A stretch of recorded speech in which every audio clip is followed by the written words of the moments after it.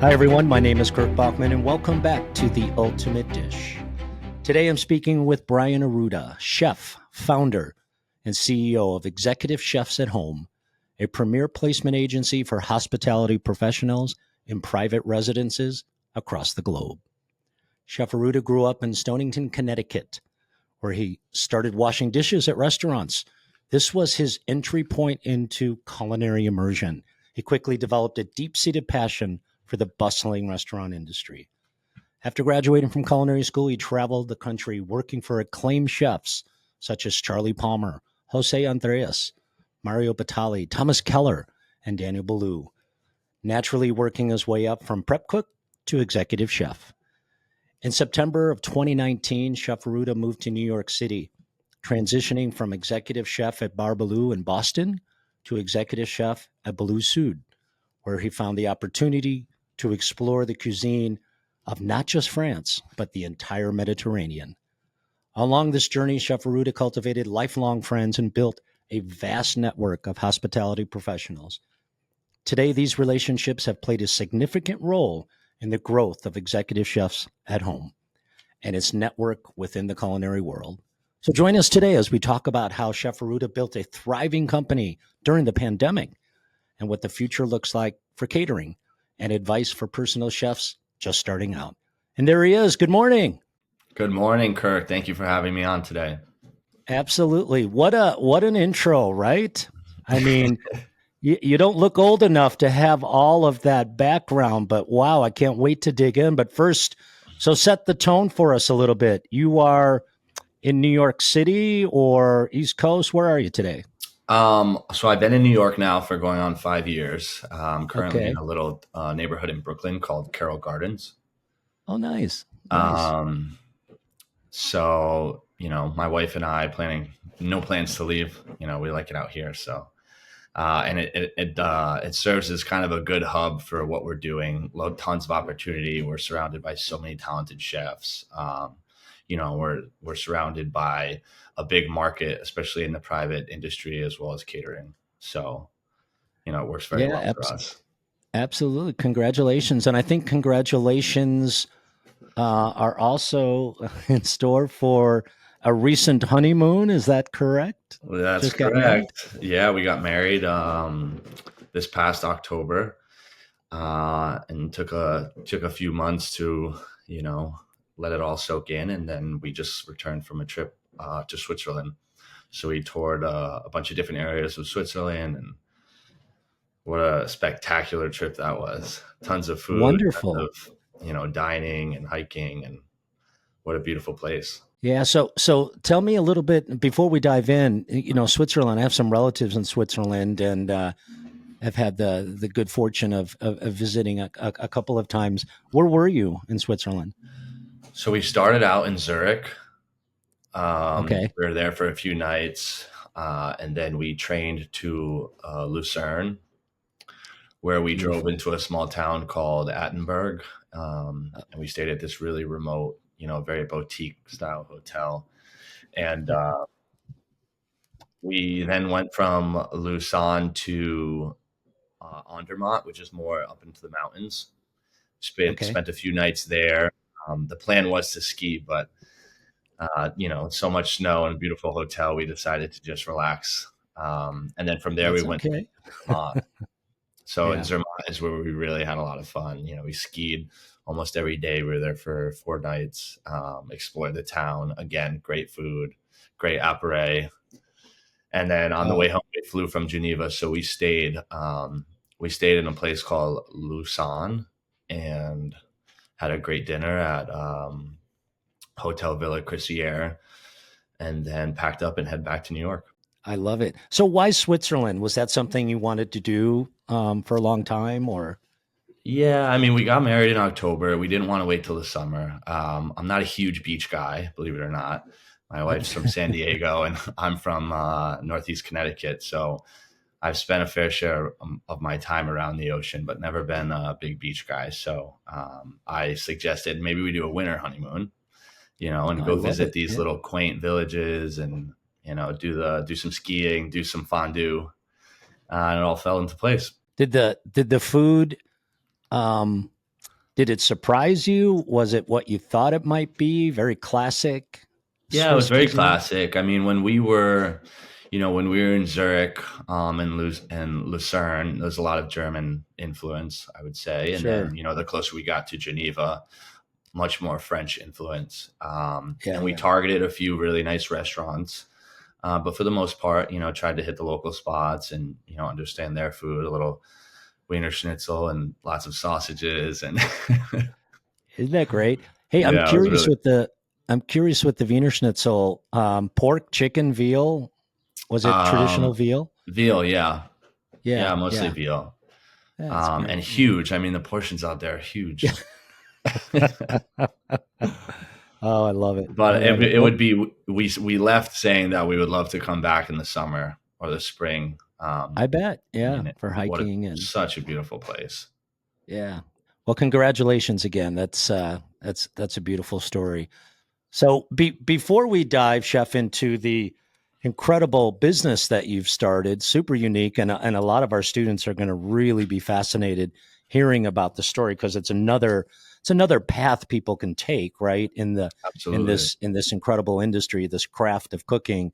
You started like so many in the back of the house, washing dishes, doing what you could, and was there was there always this dream to be a chef? And you know, if so, what specifically captivated you about the restaurant industry at a young age or from a young age? Well, just to give it a little background, my background is Portuguese and Italian. My mother's family is from Calabria and my father's from the Azores.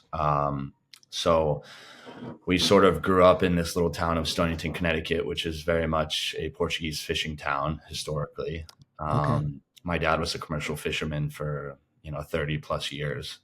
So as a kid, I grew up a lot, around seafood, around good food. My grandparents owned a pizza shop. We did a lot of foraging.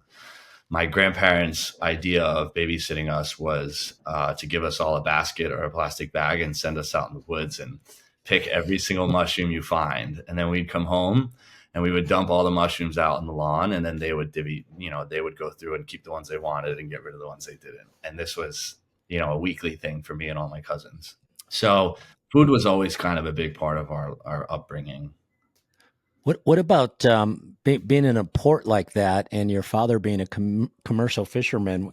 Were your fish fabrication skills just absolutely mad when you went to culinary school? Well, yeah, I had a good base of seafood. Yeah. I could, I was good at shucking, absolutely for sure. My dad was mostly a scallop fisherman. Fast forward, not to bring things down, but I was, there were some issues with my family, and I ended up going into the foster system for a handful of years, Okay. which really kind of, put things into perspective as far as like, all right, I need to start working, because I need to figure out a way to take care of myself. And that really consisted of me, knocking at this restaurant. I was living in South Providence, Rhode Island at the time, and I would knock to this restaurant and, can I do anything, blah, blah, blah, that kind of thing. And eventually what I would do is I would go to the restaurant after the restaurant closed, and I would basically clean the kitchen, and they would pay me cash. And then from that, it kind of turned into, hey, the salad guy didn't show up for work today. You want to learn something new? Call Brian. So Call then I Brian. was like, Yeah. yeah. So then I got into, making salads, and it became this huge interest of mine and somewhat of a distraction, from the things that were happening in my life. And kind of just, it became like a obsession, and I just started cooking, cooking, cooking. And this was, I was young at this. I was probably cleaning and cooking, when I was 13, You know what I 13, love about 14. that story? First of all, thank you for the sincere transparency there and giving of yourself. But isn't it interesting? Your story is similar to so many who found their place in the industry, right? It was welcoming to you. It was a place that you felt It was at comfort home. too. And it was like something I Yeah. recognized I was good at. I was clean. I was fast. Of course, I didn't know much back then, but the little things I was doing, Yeah. Yeah. I was excelling fast at, these little tasks. And then fast forward, I was adopted by an amazing family, also in Stonington, Connecticut. So it kind of brought me back to the area where I was from. And the family that had adopted me was in the process of opening a restaurant. So it was great timing, so I was Wow. able Okay. to, I think I'm 17 at this point. This is back in Okay. 2008. So I'm working at this restaurant and, I'm helping them get things going. And, all of a sudden senior year is coming around and everyone's doing the, where are you going to school? Where are you going to college? That kind of thing. And I didn't want to be the guy who was like, oh, I'm not going to college, because at that point I really wasn't, Um, and so I would tell people, oh, I'm going to the CIA, because, I just want to have something to talk about. And just leave it at that. Leave it at that. Yeah, Right. and I would say, oh, I'm going to culinary school up in New York. And, at the time it was like this big premier culinary school. And so then my dad, this is so crazy. My dad hires these two girls, Madison and Carly LaBelle. And, we're doing this interaction in the kitchen one day and I'm saying, oh, she says, oh, where are you going to school? And I say, oh, I'm going to the Culinary Institute of America. And Maddie goes, no way. And I'm like, yeah. And she's like, oh, that's so crazy. My uncle, Robert Gumpel, is the dean of admissions. And I'm like, no way. I'm like, you gotta be kidding me. So it's like totally caught. Like, I'm not actually going. I've just been saying that. And Robert's brother, Thomas Gumpel, was the CEO founder of Panera Bread. So he lived in the area of North Stonington. So I'm like, oh, you got to put me in touch with your uncle. So, I call up Thomas Gumpel and I'm like, hey, I'm this kid and, whatever. I'm trying to get in school. I know your nieces. And he's like, pretty much like, yeah, whatever, kid. So I take him for lunch. Who's this? Yeah. I take him for lunch and I'm like, I give him this whole spiel and if he'll write a recommendation letter to his brother, basically. I think at the time, if you had a recommendation letter from an alumni, they were offering a $5,000 grant. Okay. So, he didn't really give me a real answer. So a couple weeks goes by, I call him up again and he meets me for lunch. And when he shows up, he's got this big bag, like knife bag, cooking shoes, chef coats. So, and he hands me this care package and he's like, all right, I'm going to write a letter to my brother. So I'm like, wow, this is pretty crazy. So fast forward another couple weeks, my mother and I take a ride up there to the school just to tour the campus. We meet Robert Gumpel. He shows us around and I'm like, this is such a big deal for me because I wasn't the kid who was, planning to go to college and whatnot, especially not to this, great culinary school. And I'm working one day, like in the deep fryer in the kitchen. And my dad comes in and he goes, hey, can you come out to the dining room for a second? And I'm like, yeah, sure. And I go out there and the restaurant's silent. And I turn around and Thomas Gumpel hands me my acceptance letter. Or sorry, Robert hands me my acceptance letter in person. Like drove to Stonington, gave me my letter. And I was like, wow. All right. That was a huge boost of motivation for me, a huge boost of confidence. And, a lot of people from our neighborhood, it got put into the newspapers because the high school wrote a big, triumph story about me. And people from the local town were coming to the restaurant and they were like writing, checks to go towards my tuition. So I had something? I felt like I had a lot of, people that believed in me at the time. So I shipped off to the culinary school. Isn't that what a great story? You can't find that story on the internet. That's in your head, in your heart. And we'll get to this in a minute, but I just wonder, will we connect the dots here in our chat? Because now, ironically enough, you're in this business where in a sort of serendipitous way, you're giving back as well. It's the networking that started from your journey to get there. I absolutely love that story. What was, before we get too far ahead? So you go to the CIA for 2 years, I assume, or so. I went for 2 years. Yep, I got my associate's degree, and got your associate's degree. I was ready to be out. Well, it's important, right? And then you got into the industry. I'm curious, what were some of the quick takeaways that you recall from culinary school?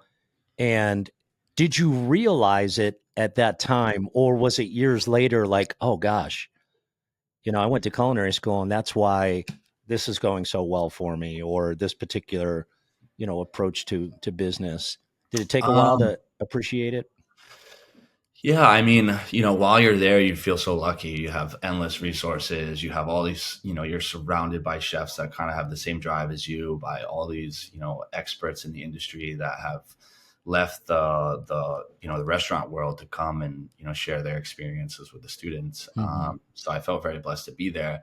I also felt that the culinary school, and I think, I would guess it goes for most culinary schools, like you're going to get out of it what you want, you know? Hmm.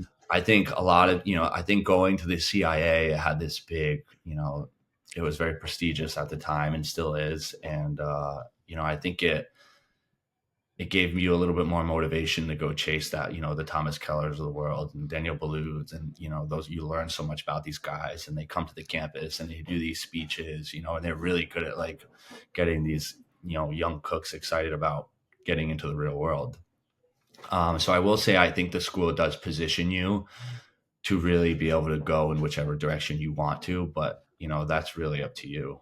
Yeah, that's a great response. And then, I mean, then, then the rest of your story is, I mean, you seize these opportunities. It's not like you just jump into the industry, and someone like me, who's been in the industry for a while, and I see this lineup: Charlie Palmer, José Andrés, Mario Batali, Thomas Keller, Daniel Boulud. I mean, that doesn't just happen out of sheer luck, right? That is, how do these opportunities? To your point, Chef, you had to want some of this, right? You did your homework, you did your research, you knew you wanted to work with these folks. I'm kind of interested in what you attribute your success in being able to, I mean, work with all of these chefs, and then sort of what that process of working your way up the brigade was like from one chef to the next. Well, so when directly after graduating, I took a job in Boston for a chef that was also from the same town as me. And it quickly turned into more of a friendship than like a mentorship. And I recognized that pretty early on. And I just, I knew it was time for me to leave. I think I was there for maybe, I don't know, not even a year, maybe, I don't remember.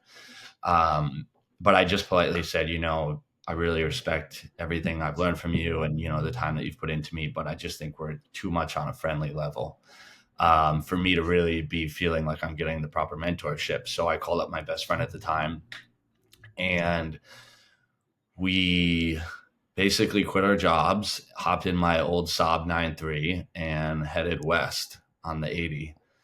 What an And iconic brand, by the way. Love that. Love yeah, that vehicle. I had one too. I love it. oh I man, love more it. problems than you could imagine, but great car. Yep. Yep. But it looked good. Yeah, it was a fun car. So Yeah. we pack up my car with everything that'll fit, and we head west. And in our heads, we're thinking, all right, we're gonna just drive to California. And we stop in Vail, Colorado for lunch, and we're sitting right across from Vail Village, and we're eating at a Cadova. And I'm like, it's around November. I'm like, God, we should just stay here for the winter. It's snowing, and my roommate's like, I don't really know. So I get on Craigslist, and we had to pull over every so often because my car the charger port didn't work. So we had to charge our phones at like, a restaurant or something. And I find this woman who's renting her basement. So we drive out to her house, and boom, $300 each a month. And we have this great finished basement in Eagle Vale. And then we drive into the village and we go eat at this restaurant called the Vale Cascade. We have a great dinner, and then we ask to speak to the chef, and boom, he hires us. So now we live in Vale. And I'm working Wow. one day, and this one of the chefs who was there was telling me about his friend that he attended Necki with, and which is, I believe, New England Culinary Institute. Yeah, yeah, yeah, yeah. And he's like, yeah, he works at Bouchon for Thomas Keller. And I'm like, oh my God, no way. At the time I was like starstruck. And I'm like, you got to get me a stage. So he figures out a way to get me a stage. I drive to Vegas. I spend 2 days, in the kitchen with the team. And they're like, all right, well, we'll catch up with you. We'll give you a call if we want to hire you. So I head back. And then I'm thinking, all right, I'm like, I got the job. I worked so hard. I felt really good about everything. So we quit our job in Colorado and we drive to Vegas. We move into this little apartment and like we don't have anything. We have a blow up mattress on the floor. We would go to the grocery store and just push the car all the way back home. And a couple of weeks goes by and my roommate gets a job working at Babo for our B&B, which is sort of like the clone restaurant in Vegas. And, a couple of weeks goes by and I'm like, God, maybe they're not going to call me. So I show up to do a stage for Todd English Pub at the Aria. And I'm like, all right, this was my first choice, but I need to start working. I need to start making some money. So I show up, and this is the only time I've ever done this in my career, but I'm probably 30 minutes into the stage and I get a call from Bouchon. And this guy, Peter, goes, hey, are you available? We need you to come in tonight for work. And like looking back on it, I now know someone called out, and they just needed hands. So they call me and I'm like, oh, I'm doing a stage here at the Todd English Pub. And he's like, do you want to work for Todd English or do you want to work for Thomas Keller? Oh gosh. And I'm like, all right. So I pack up my bags and I leave. But between us, you could always still say, Todd, you worked at Todd English's place. I'm not going to tell right. Right place, right time, right? Yeah. Wow. And then that was it. And I just started working, and I felt so blessed to be working in the kitchen. And I was surrounded by so many great chefs at the time that were still part of the company. And, it just became like, that was like everything I did was just work, work, work. So I would work at Bouchon 5 days a week. And on my 2 days off, I would work for Charlie Palmer over at Ariel and this place called Charlie Palmer Steak. Wow. Wow. Because back then it was still like they were paying cooks, I don't know, $10.50 an hour. So just kind of immersing myself into it. And, I spent a couple of years there, worked my way up to junior sous chef. And then I decided to make a change. Working for Thomas Keller, you learn a lot about professionalism, organization, how to really let the little things bother you. Really how to become a perfectionist in the kitchen. Was he there often or occasionally? He was there pretty often. I mean, this was back when he really only had 5 or 6 restaurants. Yeah. He was there pretty often. Yeah, exactly. and we would go and help with events. I would go to Beverly Hills and help with events at the Bouchon there. We would do a whole bunch of things. And I decided, I want to go learn a little bit more about food. And I thought at the time working for Mario Batali was a great idea.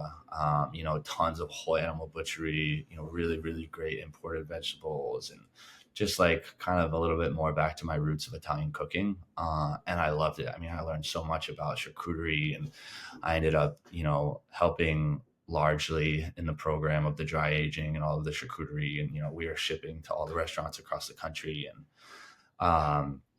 And on my 2 days off from Mario Batali's restaurant, I was working for José Andrés at Jaleo and Chino Poblano. So we did that for about 2 years. And then, I think I was skiing. I had an injury and I was out of work for a few months. And a chef calls me from Florida and they're working for Daniel Boulud in Palm Beach. And it was a guy that I had worked for that I had respected quite well. A mentor in many ways, had moved back to Florida and was like, we got a sous chef position here. You want to come? And I'm like, screw it, let's go. So I hopped in my car, packed up all my stuff and drove to Florida. And I get there. This is the best part. And they go, oh, the hot apps guy just quit. Can you do AM hot apps? So I'm like, well, I thought I was coming out here for a sous chef position. And I said, you know what, whatever. And so I did that for, I don't know, a couple months before they moved me to the PM hotline. And then, within time, I became sous chef and then executive sous, and then for a while, I was a large influence in, menu development and almost all of the hiring, unfortunately terminations as well. And, I spent 3.5 years working at Café Boulud.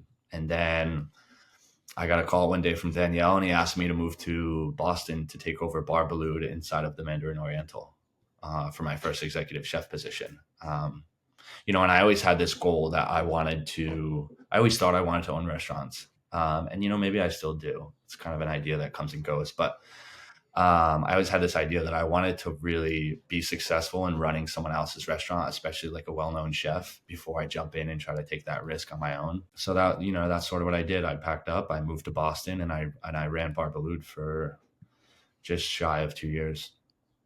No, it's what a great journey. Before we jump into executive chefs at home, I'm really curious. I don't know many that had exposure to so many different styles of cooking by these iconic chefs, these iconic brands, if you will. Do you believe that your style and your approach and your philosophy around cooking is a combination of all of those, or did you, sort of venture one way based on, are you more French, more Spanish, more traditional, classic? Yeah, I mean, I think my style and anyone's style is really, I think it's all a reflection of your experience. Everything sort of combined. I think, I remember when I was at cafe, and I was really put in a position now where the chef would order all this, great proteins, fish, meat every week. It would arrive on Thursday, and it would be my job to come up with the specials for the weekend and whatnot. Really started to develop my own style. I would say it's very largely influenced by French cuisine, French technique. But then there's a big part of it that's very simplified Italian style, where we're just highlighting the great products and not, manipulating them too much. And Yeah. so, yeah, I think it's really a reflection of all of my experience collectively. Sure. Yeah. Perfect answer. So take us back, Chef, to so early 2020.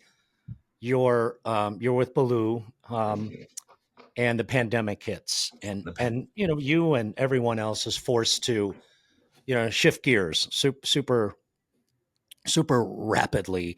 I'd love for you to take us back a little bit, kind of walk us through what happened with you, and I've read that you started getting phone calls from some of your customers, some of your guests, from Baloo, hoping that you might be able to cook meals for them, Yeah. which totally makes sense, right? I would have called, and then that all kind of Yeah. eventually turned into executive chefs at home. But yeah, take us back to the pandemic, if you wouldn't mind. So, the pandemic hits right around, I don't know, March, April. Exactly. Yeah. Danielle comes to the restaurant. We have this huge team meeting in the center of the dining room, and it goes something like, "We're going to be closing for 2 weeks. Leave all your stuff in your locker. Something's going Yeah. on. Nobody really knows." So we're like, "All right." We pack it all up, and I, head home to Stonington. Along with both of my brothers, they came home to Stonington. We all have dogs. It's it's a great house, but you've 5 people through 4 dogs. It just seemed like a lot. Both of my brothers were working remote. They're both so they continued to work. My parents were staying busy with the restaurant because Connecticut hadn't been shut down yet. So I felt this like, I'm kind of just hanging out. I'm not really doing anything. And we get a call from one of the chefs in the company, and he's like, one of the clients from Boulud Sud, one of the regulars, is looking for a chef. And they want to help. They want to provide a job for a chef that they know is out of work. And I'm like, at the time, I had never done that. There's also like this stigma, and I don't think it's as much as it used to be, but there was very much a stigma about chefs leaving the restaurant world and going private. Like, oh, that's a sellout, or I've heard tons of things. And I'm not saying I was a firm believer, but I was well aware of the stigma. And I just never done it. I'd always focused on restaurants. I love being surrounded by the team. I love the camaraderie. I love the chaos. But I'm also sitting at my parents' house, kind of not really doing anything. So I'm like, all right, let's go see what it's all about. So I drive down to Greenwich, You know, and I go have an introduction with the family who's looking to hire me. You know, and I pull up in the driveway and they're standing like 30 feet away from me. Like, that's enough, you know, don't come any closer. And, you know, they just make me an offer to come there and, you know, cook for their family. And I have my own sort of commons, a little guest house, maybe 150 yards away from their house. And they're like, you know, we don't really know what's going on. If you want to come and cook for us, we just ask that you really, you know, stay on the property until we figure something out. We'll have a designated person to do all the shopping and whatnot. So I'm like, all right, you know, just give me 2 days. I want to go get a new computer. You know, I'm going to be alone for a bit. So I go get a computer, you know, I start working, everything's going great. And I'm also like spending all this time by myself. So I'm like, I'm thinking a lot, more so in the restaurant. All you're thinking about is, you know, the next service and if your staff are going to show up for work. So we start doing dinner parties, you know, and as we get closer to people being able to, you know, do the 6 feet apart thing, they start having guests over, and you know, we're putting on these great dinners, and their guests would say to me like, oh, do you know any other chefs? We would love to hire a chef, you know. And I'm like, well, every single chef in the country is unemployed, so it shouldn't be hard. And I have tons of chefs. I've worked in so many restaurants. I've always made such great relationships, and I try to keep the relationships going as much as I can. So, you know, I make a few calls and boom, there's a chef with this family. And then boom, there's a chef with this family. And then eventually I call my dad and I'm like, you know, we're talking about what I'm doing. And he's like, you know, I think this is, you know, you should start charging. You got a business here. And I'm like, really? I'm like, I'm not the business guy. I'm like strictly a chef. I don't know anything about business. So I call my friend's dad. He was a Connecticut business lawyer. And, you know, he kind of gives me the same feedback. And I'm like, at the time, I think he was going to charge me like $5,000. And I was like, God, it's a lot of money with all this uncertainty going on. So I kind of slept on it for like a week. And I said, you know what? Let's just do it. So we get everything going. He helps me set up the LLC and we get these contracts made. And then it's kind of like crickets for like 3 months. Like nothing. No one calls. No one needs a chef. And then one day we get a call from the family. And you know, we find a great chef, we get him placed, and boom, you know, we make this huge lump sum of money. And I'm like, I had never made this much money before. So again, it was like a very real moment where I was like, oh my God, we really do have a business here. And it was very hard in the beginning to try to convince chefs like, hey, I'm starting this company, come and do private work for us. Like, it's great. Because like I said, there's the stigma, you know, also like I'm reaching out to these chefs through direct message. They have no idea who I am. You know, it's probably just like spam to them. So it was a bit difficult, but the more chefs we were able to place in jobs, the more chefs are kind of looking over their shoulder, like, you know, what's this guy doing? You know, and the guys that are cooking are telling all of their friends like, oh, this is great. You know, you're working less, you're making, you know, way more money. Though, you know, your work-life balance is great, that kind of thing. You know, and it just kind of took off. We started making money, and then, you know, we started using that money to hire the right people to help us like build out a good website and, you know, help us do customer correspondence and figure out how to, you know, use these different softwares. And, you know, some of this stuff is still confusing to me. But I've learned so much over the past, you know, 4.5 years. It's pretty crazy. Yeah. And I think, well, I know that a lot of our listeners will be really fascinated, um, you know, not just about the passion of the story, but also the entrepreneurial spirit, right? That like the way the business works, right? So I'd love for you to, I'm sure there were some challenges, right? So you're up and running, you've got the website, you've got the network, you sort of have your business plan, your theme. Um, there had to have been a few hiccups though, right? Yeah, I mean, there were definitely hiccups. I think one of the the big problems that I had that I realize now, and at the time I didn't, was that I was trying to do everything myself.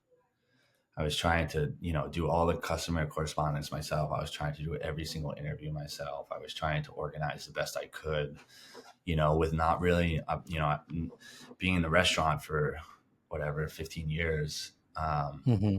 You know, you get good at doing payroll and orders. Like, other than that, your computer skills kind of drift away. So it was a big learning curve. I would say I had so much experience talking with, people in the dining room, and spending time around, these big names. And so I felt pretty comfortable talking. I really think the big challenge was getting chefs on board, and fast forward now, there's so many chefs doing it, and we've created such a name that the chefs are now coming to us, so we're never like really outreaching I for was chefs. just going to ask. Yeah. Yeah. Yeah, we get, so many requests every single day to be part of the network. In the beginning, we were very much like very strict, very quality over quantity. We only wanted to work with the best chefs, the ones that had the experience. And we still do, for the most part, but we're also giving more opportunity to the younger chef that wants to get into the industry. Um, and we're just making sure that their experience matches with the client's expectation, because we do have some clients that say like, oh, we want a chef who's extremely experienced, speaks English, speaks Spanish, speaks French, can cook on a yacht, can travel, all over, very flexible, that kind of thing. And then we have the client who says, we'd love to just have someone young with great enthusiasm, right from culinary school, and we can just build up together. Well, So, how's the process work of, I guess, vetting clients, or like how do you pair a client to the right chef? Is there like a survey process, or is it the client's choice based on the profile of the chef? How does that all work? the thing that I still do is I interview every single chef that's part of our platform, at our roster. So there's not one chef in our roster that hasn't been interviewed by me. Um, Isn't that something? Yeah. and when we go through this, almost all of our chefs are referrals from chefs that we know. So if a chef wants to be part of the network or the roster, and I don't know them, and nobody I know knows them, we'll dig into reference checks, and we might start them off on you know a 2-person dinner on a Friday night here in the city to see how it goes. Maybe someone Mhm. we've worked with before that we can get good feedback. And then from that, maybe we'll put them on a 15-person Shabbat dinner. And then, all right, this guy's doing really well. Maybe we can put him on a summer job in the Hamptons, that's 5 days a week, and we can feel comfortable doing it. So, there's that. And then most of the chefs, yeah, that's kind of how we build it up.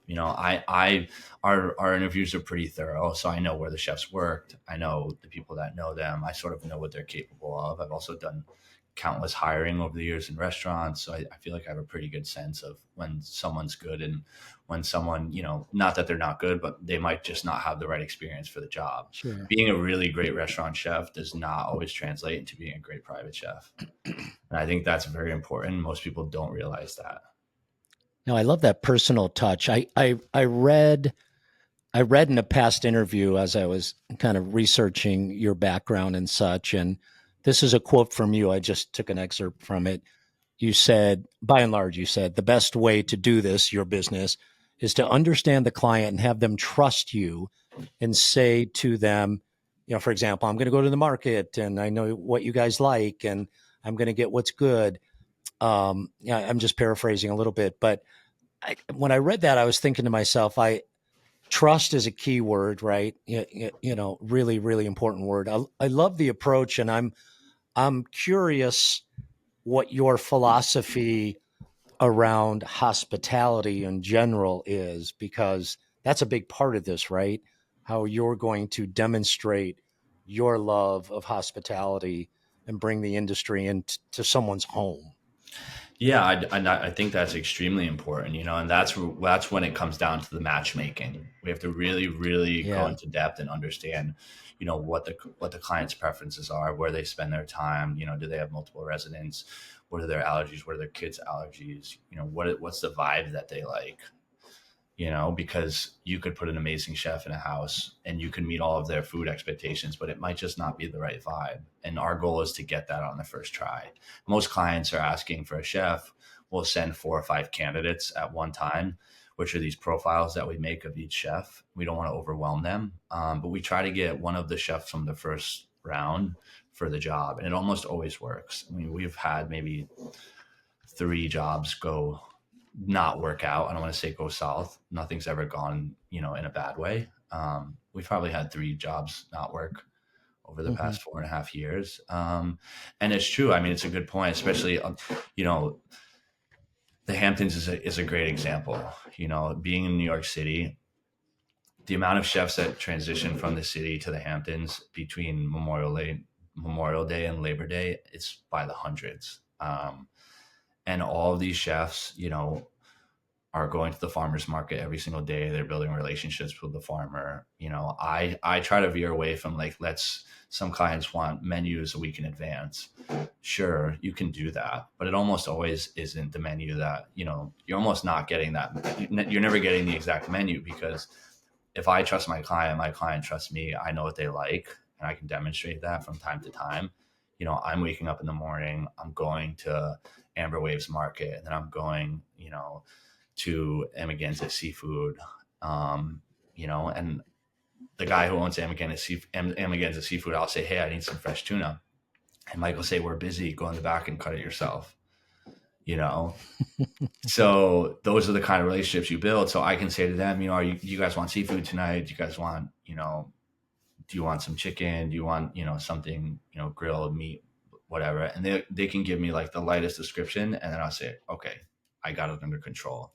I'm going to go talk with the farmers. I'm going to see, I'm going to get in there early so I can get the squash blossoms before all the other chefs. We go to the farmers markets in the morning and you run into so many chefs. I see tons of my friends every morning out there. And I tend to spend my summers out there. So I don't cook full time here in the city. I pick up events from time to time, but and usually from Memorial Day to Labor Day, I work quite a bit. Well, what I love about that is again, coming back to the whole trust piece, right? Your client is going to trust that you're doing everything that you just said. You're going to the farmer's market. You may pivot because you saw some squash blossoms or something like that. Absolutely. Absolutely love that. Yeah, it's fun. It's like a community of chefs within it's like from Memorial Day to Labor Day is such a fun time. I mean, it's a grind. You're working hard. There's tons of parties, busy. Tons of hosting, but it flies by. All the chefs, you see them at the farmer's market in the morning, and then everyone's doing their dinner, and then you might see them out for a beer after service or something like that, or whatever it is. So everyone's getting together. Oh, what are you making? And then at night you see all the same chefs like, oh, how'd it go? Everyone's talking about food ideas. It is very exciting. Community. From a forecasting perspective, as of last year, and it's probably changed even more. My understanding is that your services are now available abroad, right? UK, Yeah. Singapore, Canada. Yeah, and it's funny, we owe a lot of that to our clientele. Isn't that something? A lot of our clientele that are,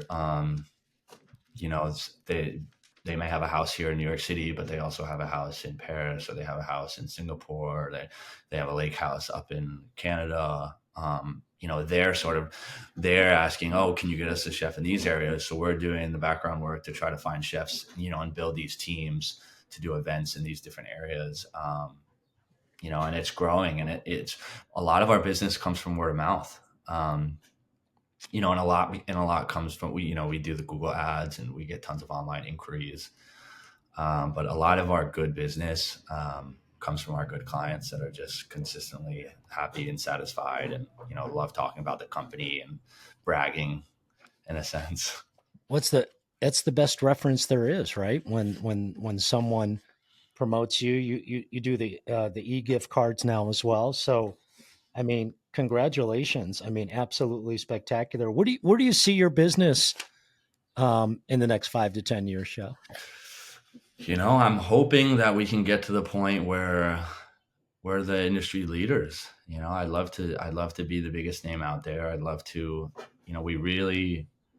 we put a lot of emphasis into the chefs. Of course, it's very much about the client. They're the ones paying for the service, but we do put a lot of effort into making sure that the chefs are happy, that the chefs are making, a fair wage based on market, and grow the brand. I also want to get more into very high end catering. for very like intimate settings, nothing too crazy, but we want to be able to do some pretty important, events across the country, and, build a catering team, and, hopefully get ourselves into into our own kitchen space, and get more into just throwing events, and not just, one-off private dinners and summer jobs and full-time stuff like that.